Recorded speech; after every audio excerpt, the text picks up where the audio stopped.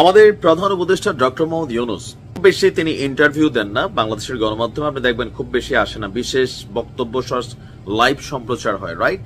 আমার মনে হয় তিনি ক্ষমতায় বসার পরে হাতে গোনা বাংলাদেশের 3 থেকে 4 জন, জানি না সংখ্যাটা সঠিক কিনা, বাট আমার ধারণা এটা বেরি যাদেরকে তিনি পার্সোনাল ইন্টারভিউ দিয়েছেন। বাট বিদেশি গণমাধ্যমগুলোতে তিনি কিন্তু সচরাচর অ্যাক্টিভ। বিদেশি যে কোনো গণমাধ্যম আসলে তিনি সাক্ষাৎকার দেন। আজকে কাতার ভিত্তিক সংবাদ মাধ্যম আল জাজিরাকে তিনি যে বক্তব্য দিয়েছেন, নির্বাচন নিয়ে মোটামুটি বিএনপির যে চিন্তা ভাবনা সেখানে অনেকটা হতাশা তৈরি হবে। আবার হচ্ছে জনগণ, আমি বরাবরই বলি জনগণ কোনো শব্দ নাই। আওয়ামী জনগণ, বিএনপি জনগণ, অন্তর্বর্তী সরকারপন্থী জনগণ, এনসিপির জনগণ, জামাতি জনগণ, ভারতী সাপোর্টার জনগণ, পাকিস্তানি সাপোর্টার জনগণ, জনগণ বিভক্ত। বারবার বলা যায় জনগণ এটা চায়, আওয়ামী লীগও বলতো, এখন বিএনপি বলছে, আবার ইউনূস সাহেব তিনিও বলছেন জনগণ কিন্তু চায়। ভাই কোনটা?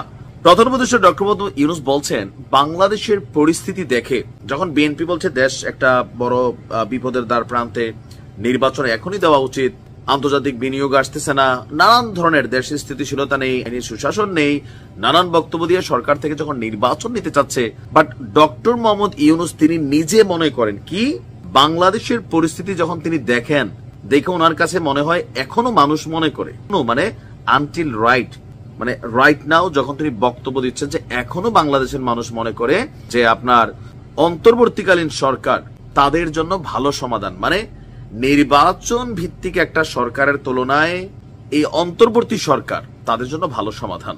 মধুচন্দ্রিমা শেষ হয়েছে কিনা সরকারের, তো তিনি বলছেন যে বেশ বড় চ্যালেঞ্জ আছে, সুনির্দিষ্ট জবাব আপনাকে দিতে হবে।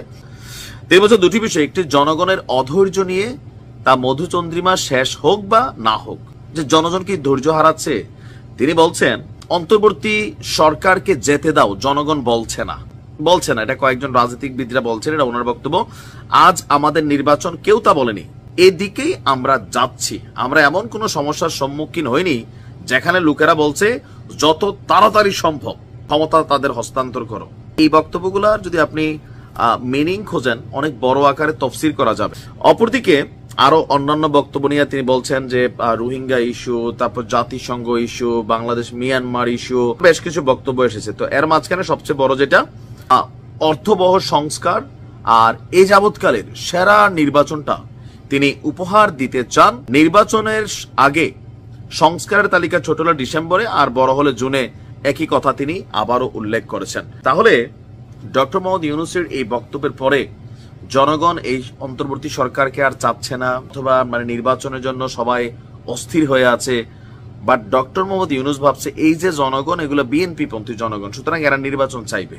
এখন এই বক্তব্য দেওয়ার পরে আমি জানি না আজকের দিনে বিএনপি আবার এটা নিয়ে কোন ধরনের ক্রিয়া প্রতিক্রিয়া প্রকাশ করে, সময় বলে দেবে। দেখা যাক নির্বাচন কবে হয়, তবে বড় জোর আগামী বছর জুন না, এর আগে আর নাও হইতে পারে, বা পরে তো যাবেই না, আসিফ নজরুল ইসলাম বলে দিচ্ছেন। এখন বিএনপিকেও তো ধৈর্য ধরতে হবে, ডক্টর মোহাম্মদ ইউনূস কখন তিনি নির্বাচনটা ঘোষণা করেন।